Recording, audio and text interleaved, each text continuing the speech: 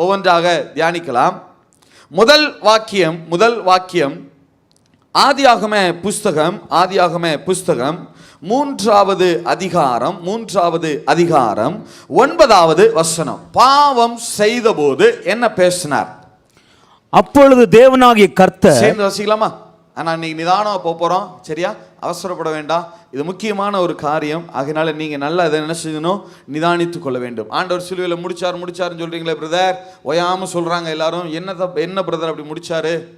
அதெல்லாம் இன்னைக்கு தீரணும். எத்தனை பேர் ஆமேன்னு சொல்ல முடியும்? சரி, வாசியம் பார்க்கலாம். அவர் பைக்கில் வாசிக்கட்டும், ஆன்லைனில் போகிறதுனால. ஸோ நீங்களும் அவரோட சேர்ந்து என்ன செய்யுங்க? வாசிங்க. வாசியம் பார்க்கலாம். அப்பொழுது தேவனாகிய கர்த்தர் ஆதாமை கூப்பிட்டு நீ எங்கே இருக்கிறாய் என்றார். மனுஷன் பாவம் செய்தபோது தேவன் பேசின வார்த்தை நீ எங்கே இருக்கிற? இதான் முதல்ல கேட்டார் இல்லையா? சரி, சிலுவையில் என்ன பேசினார்னு பார்த்துருவோம், சரியா? சிலுவையில் முதல் வாக்கியம் என்ன? லூக்கா எழுதின சுவிசேஷம் 23வது அதிகாரம் 34வது வசனம். 23வது அதிகாரம் 34வது வசனம். அப்பொழுது இயேசு பிதாவே இவர்களுக்கு மன்னியும் தாங்கள் செய்கிறது இன்னதென்று அறியாதிருக்கிறார்களே என்றார். இதுதான் சிலுவையில் பேசப்பட்டது. திருப்பி கேட்கிறேன், சொல்லுங்க. ஆதியில மனுக்குலத்திட்ட என்ன பேசினாரு? நீ எங்கே இருக்கிறாய் அப்படின்னு கேட்டார். Very good. அடுத்து சிலுவையில என்ன பேசினார் இயேசு கிறிஸ்து? சொல்லுங்க. பிதாவே இவர்களுக்கு. நல்ல கவனிங்க. இது ரொம்ப முக்கியமான வார்த்தை. அதையும் கொஞ்சம் அழுத்தி சொல்லிடுறேன். என்னன்னா, ஆதியில தோட்டத்தில் பேசினது தேவன் பேசினார். ஆதியில தோட்டத்தில் பேசினது யார் பேசினது? தேவன், பிதாவாகிய தேவன் பேசினார். ஆனா சிலுவையில பேசினது யார் பேசினது? அதை நினைவில் வச்சுக்கணும். இப்ப தேவன் ஆதாம பார்த்து கேட்கிறாரு நீ எங்கே இருக்கிறாய்? சிலுவையில இயேசு சொல்லுகிறார், பிதாவை இவர்களுக்கு மன்னியும் தாங்கள் செய்கிறது இன்னதென்று அறியாதிருக்கிறார்களே அப்படின்னு கேட்டார். இப்ப இந்த ரெண்டையும் மெர்ஜ் பண்றேன் பாருங்க, சரியா? முதல்ல தேவன் பேசுனதுக்கு வருவோம், ஓகே? தேவன் கேட்டார் இல்லையா? தேவன் கேட்டார், நீ எங்கே இருக்கிறாய் அப்படின்னு கேட்டார் ஆதாம பார்த்து. ஆதாமே, நான் உன்னை எந்த நிலைமையில வச்சிருந்தேன், நீ இப்ப எந்த நிலைமையில இருக்கிற? உன்னை எவ்வளவு பரிசுத்தமா எங்களில் ஒருவனை போல நாங்க உன்னை உருவாக்கி வைத்திருந்தோம், எவ்வளவு பரிசுத்தமா உன்னை உருவாக்கி வச்சிருந்தோம், எப்படிப்பட்ட வல்லமையில எங்களுடைய அதே சுவாபம், அதே குணாதிசயம், அதே ஜீவன் எல்லாவற்றையும் உனக்குள்ளே வைத்திருந்தோம், எந்த நிலைமையில வச்சிருந்தோம், இன்னைக்கு நீ எந்த நிலைமையில இருக்கிற? அதான் பார்த்து தேவன் கேட்கிறார், நீ எங்க இருக்கிற? இன்னைக்கு நீ நிக்கிற உன்னுடைய ஸ்டாண்ட் எங்க? உன்னுடைய ஸ்டாண்டர்ட் எப்படி இருக்கிறது? நீ இன்னைக்கு எந்த நிலைமையில நிக்கிற? ஆண்டவர் ஆதாம்கிட்ட கேட்கிறார். இதே கேள்வியை நம்மளை பார்த்து கேட்டார்னா என்ன செய்வோம்? உன்னை நான் எந்த நிலைமையில இருந்து, பாவத்தில் இருந்து ரட்சித்து எந்த நிலைமையில வச்சிருந்தேன், இன்னைக்கு நீ என்ன நிலைமையில இருக்கிற? ரட்சிக்கப்பட்ட நாள்ல, அந்த நாள்ல உன்னுடைய வேத வாசிப்பு எவ்வளவு வாஞ்சையுள்ளதா இருந்தது. ஆனால் இந்த நாள்ல உன்னுடைய வேத வாசிப்புல இருக்கிற வாசிக்கிற இல்லைன்னு சொல்லல, ஆனால் அந்த வேத வாசிப்பில் இருக்கிற வாஞ்சை, இந்த thirst எப்படி இருக்கிறது? ஆதியில நீ ரட்சிக்கப்பட்டப்ப அடிக்கடி எப்பயாவது மீட்டிங் வச்சிருவாங்களா, ஏதாவது கூட்டங்கள் நடக்காதான்னு சொல்லி மீண்டும் வந்து உட்கார்ந்து அந்த ஆராதனை முழுவதும் அப்படியே முழு இருதயத்தோட ஆராதிப்பியே, வசனத்தை அவ்வளவு தாகமா கேட்டியே, எப்ப இந்த செஷன் முடிஞ்சிடாம இன்னும் கொஞ்ச நேரம் போயிடாதா அப்படின்னு நினைச்சியே, இன்னைக்கு உன்னுடைய நிலைமை எப்படி இருக்கிறது? என்ன சொல்லுவோம் ஆண்டவர்கிட்ட? நீ ரட்சிக்கப்பட்டப்ப எவ்வளவு நேரம் டங்ஸ்ல பேசுன, நானே போதும்பான்னு சொன்னா கூட நீ விட மாட்ட. இல்ல ஆண்டவரேன்னு சொல்லி திரும்ப திரும்ப திரும்ப திரும்ப அந்நிய பாஷையில அவ்வளவு காரியங்களை பேசின, அவ்வளவு ஜபங்கள், அவ்வளவு வாஞ்ச உனக்குள்ள அப்படியே தகன அக்கினியாய் பற்றி எறிந்தது. என் மேல இருந்த அந்த தாகம், நேசம் அக்கினியாய் பற்றி எறிந்தது. அந்த நேசத்துல, உன்னுடைய ஆதி அன்புல இன்னைக்கு நீ என்ன நிலைமையில இருக்கிற? தேவன் கேட்டா என்ன சொல்லுவோம்? அந்த நாட்கள்ல ஆண்டவர் ஒரு பிரசங்கத்தின் மூலமா, ஒரு தேவ மனுஷன் மூலமா ஒரு வார்த்தையை சொன்னார்னா அப்படியே கீழ்ப்படிந்த. ஆனால் இன்னைக்கு 1000 கேள்விகள் கேட்டுக்கொண்டிருக்கிற. என்ன நிலைமையில் இருக்கிற? இன்னைக்கு நீ எங்க இருக்கிற? இதே கேள்வியை பிதா நம்மகிட்ட கேட்டார்னா என்ன செய்வோம்? ஏன்னா தேவனை பொறுத்த மட்டும் அவரை நம்மளால சாட்டிஸ்ஃபை பண்ணவே முடியாது. ஏன்னா அவர் அவ்வளவு பரிசுத்தம் உள்ளவர். நேற்றைக்கு பார்த்தோம் தேவன் எவ்வளவு பரிசுத்தம் உள்ளவர் என்று சொல்லி. அவ்வளவு பரிசுத்தம் உள்ளவர் தேவன். இன்னைக்கு நம்மளை கேட்டா ஒரு கேள்விக்கு நம்மளால என்ன செய்ய முடியாது? பதில் சொல்ல முடியாது. நீ ரட்சிக்கப்பட்ட நாள்ல உன்னுடைய கணவருக்கு என்ன சொன்னாலும் பொறுத்து போய், என்ன சொன்னாலும் கீழ்ப்படிந்து, ரட்சிக்கப்பட்ட நாள்ல உன்னுடைய மனைவியை நேசித்த நேசம், ஆண்டவருடைய அன்பை நான் வெளிப்படுத்தணும்னு சொல்லி மனைவிய, பிள்ளைகளை, சொசைட்டில இருக்கிறவங்களை பார்த்த பார்வை, நேசித்த நேசம், அதெல்லாம் இன்னைக்கு எங்க இருக்கிற? ஆண்டவருக்கு ஒரு காரியம் பிடிக்குமா பிடிக்கலையா அப்படின்னு லேசா அப்படி தோணுனா கூட, இந்த காரியம் பிடிக்குதோ பிடிக்கலையா, இது எதுக்கு நமக்கு அப்படின்னு விளங்கின நாட்கள் போக, இன்னைக்கு 1008 கேள்விகள் கேட்கிறோமே. ஏன் இதை செஞ்சா என்ன தப்பு, இதுல என்ன குறை இருக்கா, இது என்னவா அது என்னவா, 1008 கேள்விகள். இன்னைக்கு நம்ம என்ன நிலைமையில் இருக்கிறோம்? ஏன்னா தேவனை எதனாலும் என்ன செய்ய முடியாது? சாட்டிஸ்ஃபை பண்ணிட முடியாது. அவர் கேட்டார்னா யாரும் நிற்க முடியாது. உண்மைதானா? உண்மைதான். எத்தனை நியாயப்பிரமாணங்கள் இருக்கிறது? 613 நியாயப்பிரமாணங்கள் இருக்கிறது. பிரச்சனை என்ன தெரியுமா? நீங்க கடைபிடிச்சா 613ஐயும் கடைபிடிச்சா தான் உண்டு. அதுல ஒன்னு மிஸ் ஆனாலும் 613ஐயும் அடிச்சிருவாராம். எப்படியா? ஒன்னு மிஸ் ஆனாலும் 613ஐயும் அடிச்சிருவார். யூதா எழுதின புஸ்தகம், யூதா எழுதின நிருபம்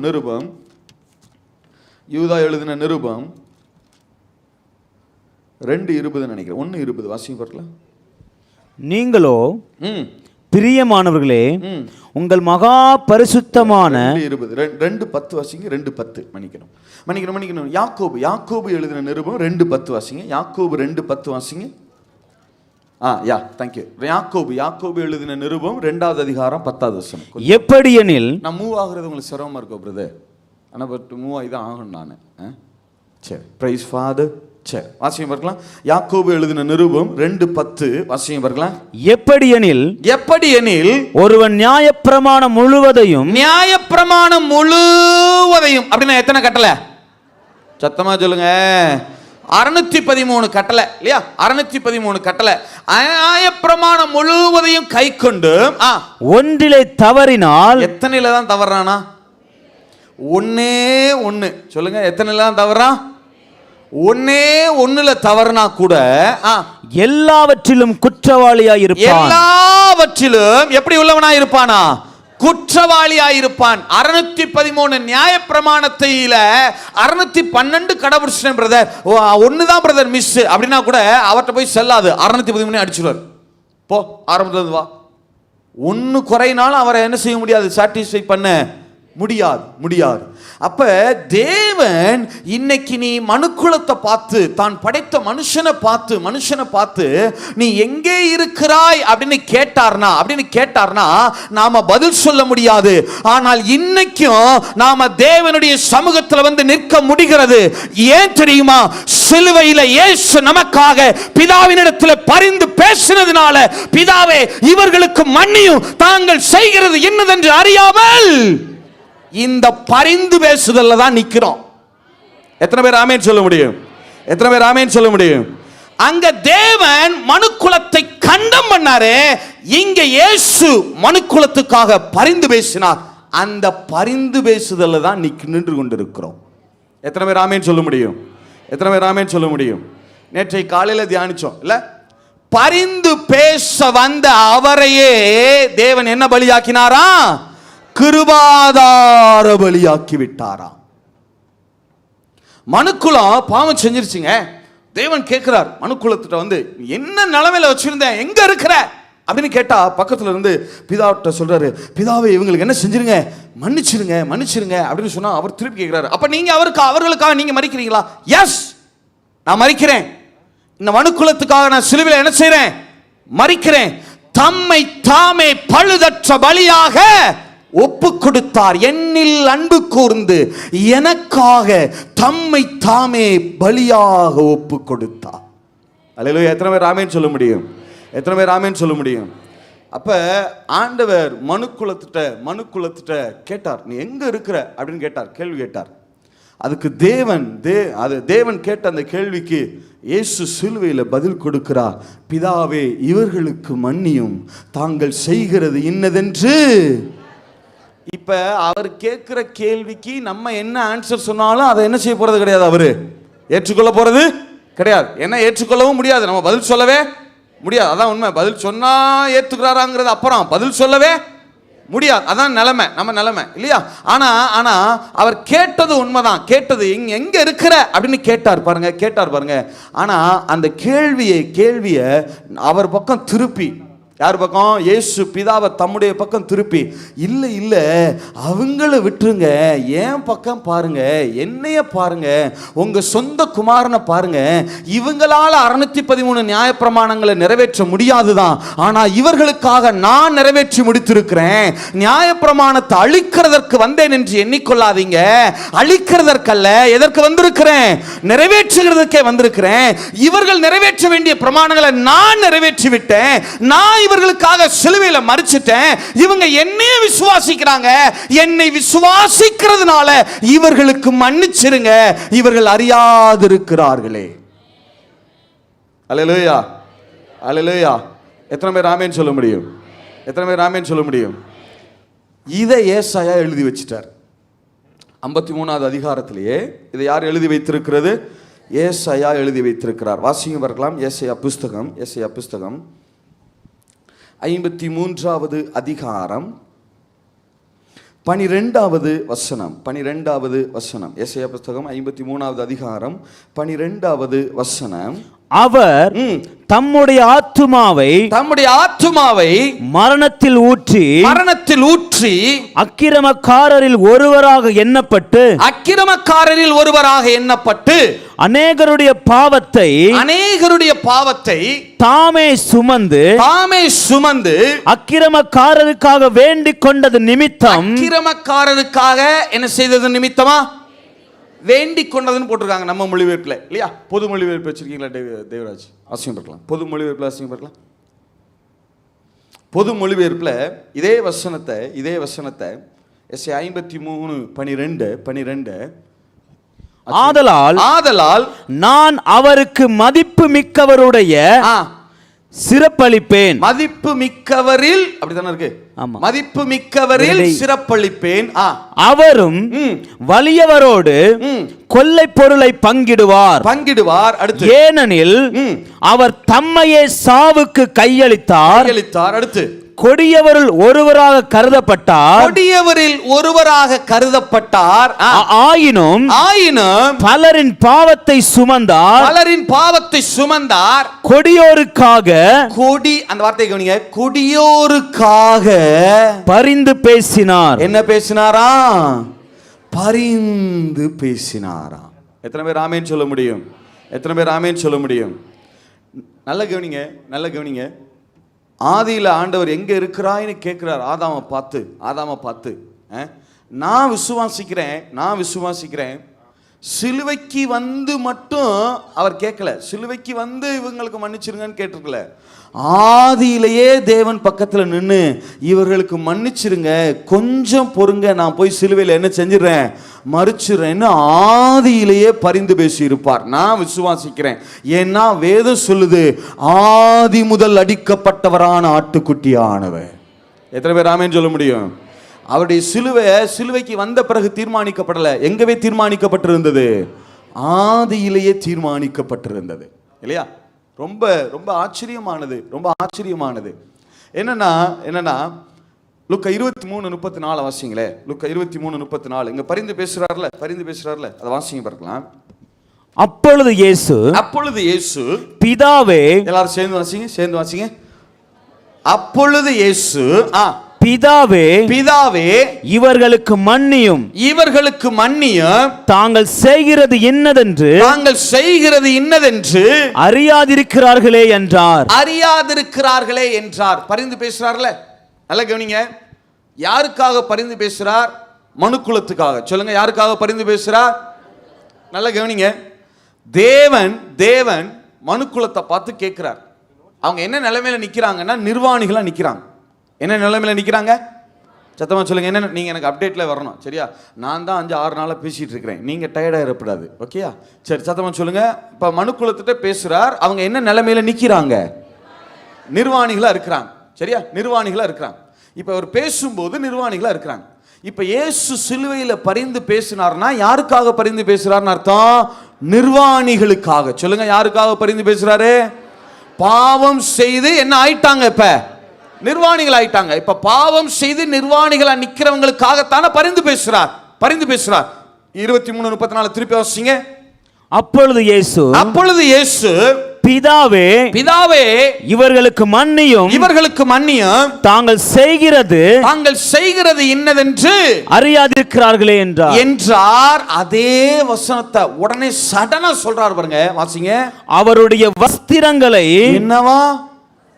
அவருடைய வஸ்திரங்களை அவர்கள் பங்கிட்டு சீட்டு போட்டார்கள். நல்ல கவனிங்க. தேவனுக்கு முன்பாக நிர்வாணிகளாய் மனுக்குலம் நிற்கிறது. மனுக்குலத்துக்காக சிலுவையிலே பரிந்து பேசுகிற போதே இயேசு கிறிஸ்துவின் வஸ்திரங்களும் எடுத்துக்கொள்ளப்பட்டது. அவர் நிர்வாணமாக்கப்பட்டார். வார்த்தை எவ்வளவு அக்யூரேட்டா எழுதுறார் பாருங்க. பரிந்து அடுத்த வசனத்தில் எழுதலாம்ல. இயேசு பிதாவை நோக்கி, பிதாவை இவர்களுக்கு மன்னியும் தாங்கள் செய்கிறது இன்னதென்று அறியாதிருக்கிறார்களே அப்படின்னு முடிச்சுட்டு அடுத்த வசனத்தில் ஆரம்பிக்கலாம்ல. இயேசுவினுடைய வஸ்திரங்கள் பேரி சீட்டு போட்டார்கள் சொல்லி அப்படி ஆரம்பிக்கல. உடனே சட்டனா எழுதுறாரு பாருங்க ஆவியானவர். அவருடைய வஸ்திரங்களின் பேரில் சீட்டு போட்டு என்ன செய்து கொண்டார்களா? எடுத்துக்கொண்டார்கள். உங்களுக்கு தெரியுமா, பொதுவாக டீச்சர்ஸ் அதை வெளியே சொல்ல மாட்டோம், இருந்தாலும் நான் சொல்றேன் உங்களுக்கு விளங்குறதுக்காக. ஏன்னா இயேசுவினுடைய அந்த சொல்லக்கூடாதுங்கிறதுக்காக பெரும்பாலும் சொல்ல மாட்டாங்க. என்ன ஒண்ணுன்னா, சிலுவையில் அறையப்படுகிற போது நிர்வாணமாகத்தான் அறையப்படுவாங்க. எப்படி அறையப்படுவாங்க? வஸ்திரம் அது போட்டோல தான் நமக்கு நாகரிகம் கருதி இடுப்புல ஒரு துண்டு கட்டியிருக்க மாதிரி போட்டுறாங்க. ஆனால் உண்மை என்னன்னா, ரோமர்கள் சிலுவையில் அறைகிற போது, ஒரு மனுஷனை அறைகிற போது எப்படித்தான் அறைவாங்க? நிர்வாணமாய்த்தான் அறைவார்கள். நல்லா யோசிச்சு பாருங்க. மனுக்குலம் நிர்வாணிகளாய் நின்று கொண்டிருக்கிறாங்க. அந்த மனுக்குலத்துக்காக பிதாவாகிய தேவனிடத்தில் இயேசு பரிந்து பேசுகிறார். அவர் பரிந்து பேசுகிற போதே அவருடைய வஸ்திரங்களும் எடுத்துக்கொள்ளப்படுகிறது. அவர் நிர்வாணமாக்கப்பட்டார். அல்லேலூயா, அல்லேலூயா. இப்ப இவர்களுக்கு ரட்சிப்பின் வஸ்திரத்தை தரிப்பதற்காக பிதாவுக்கு முன்னாடி நிர்வாணிகளா நின்னோம் பாருங்க. நமக்கு ரட்சிப்பின் வஸ்திரத்தை தரிப்பதற்காக அவர் சிலுவையிலே நிர்வாணமாக்கப்பட்டார். எவ்வளவு பெரிய விஷயம் பாருங்க. அவருக்கு தெரியும், அவருக்கு நல்லா தெரியும். முதல்ல பரிந்து பேசணும்னாலே எதை எடுத்துருவான்? வஸ்திரத்தை எடுத்துருவான். நல்லா தெரியும் அவருக்கு, நல்லா தெரியும். ஏன்னா இப்ப மனுக்குலம் எதனாலதான் நிர்வாணம் ஆச்சு? சொல்லுங்க. இப்ப அந்த பாவம் முழுசு எடுத்து யார் மேல வைக்கப்படுகிறது? அப்ப இவர்களுக்கு பதிலாக இவர்கள் நிர்வாணிகள் ஆன போது இவர்கள்ட்ட இருந்து இவங்க பாவம் செய்த போது இவங்க நிர்வாணிகள் ஆனாங்க. இப்ப அந்த பாவம் இவர்கிட்ட போனா இவர் என்ன ஆயிரணும்? நிர்வாணி ஆகணும் இல்லையா? அந்த பாவம் இவர் மீது சுமத்தப்படுகிற போது இவர் பரிந்து பேசுகிறார். இவர் நிர்வாணமாக்கப்பட்டார். வந்துச்சா? இவர் பரிந்து பேசுவார் என்பதை தெளிவா ஏசாயா 53வது அதிகாரத்தில் என்ன செய்து வைத்திருக்கிறார்? எழுதி வச்சிருக்கிறார். இப்ப இந்த முதல் வாக்கியம் டேலி ஆயிடுச்சா? எத்தனை பேர் ஆமென் சொல்ல முடியும்? சரி, இரண்டாவது வாக்கியத்துக்கு நேராக கடந்து போகலாம். இரண்டாவது வார்த்தைக்கு நேராய் கடந்து போகலாம். வாசிங்க பார்க்கலாம். ஆதியாகம புஸ்தகம் 3வது அதிகாரம் 11வது வசனம். அப்பொழுது அவர், நீ நிர்வாணி என்று உனக்கு அறிவித்தவன் யார்?